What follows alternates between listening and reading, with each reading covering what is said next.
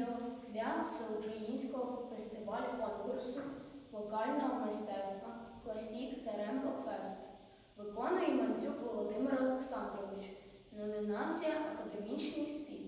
Перша вікова категорія. Українська народна пісня в обробці Миколи Лисенка «Мугоміду коня веду». Музика Анатолія Бос-Анатольського, слова Івана Франка «Ой ти, дівчино, з горіха зелень».